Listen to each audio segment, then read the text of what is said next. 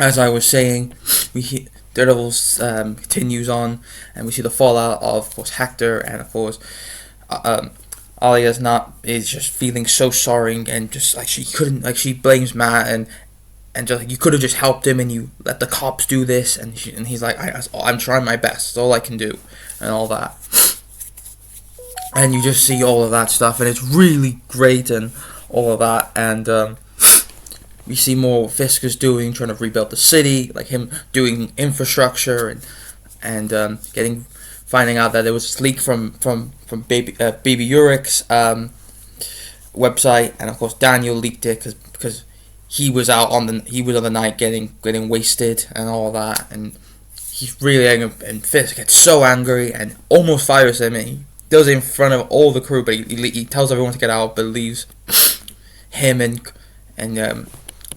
Carly, not Carly, I forgot her name, but and he forgives him, saying, "I'm not gonna fire you.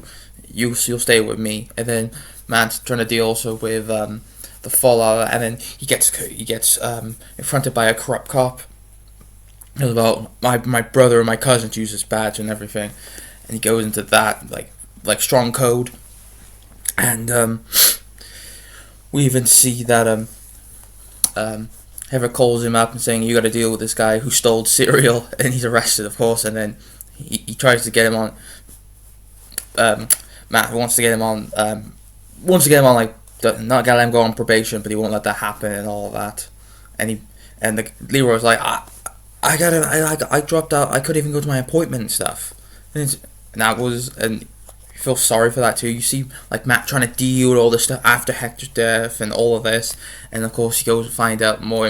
He goes on an investigation, what's been going on, who did this and what's going on, and he finds a bullet, which he finds out that his old friend Frank done it, and we see Frank, and it's amazing to see both him and Matt back together, and you get another epic kind of like argument they had back in season 2, but it's different, and talking about, he's like, you and your system, and you blame me, and all of that, and like, with Foggy's there and all that, he just breaks him down again, like last time, about how he couldn't say Foggy, and let Bullseye get away, and all that, and your system, it's really good, and it was so freaking great, as well, and you see Matt, like, breaking down and crying, and all that.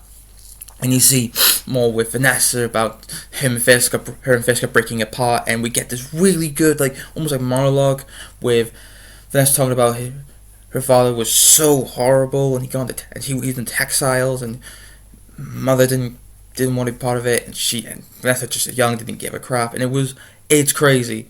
And then later they talk about that Let's talk about like when he was a boy, which I laughed like, oh, that's his famous saying, like when I was a boy and all that. And talked about when he said, my father used to teach me how to use persuasion and forgiveness. I'm like, oh, that's pretty cool. So that they tie that back too.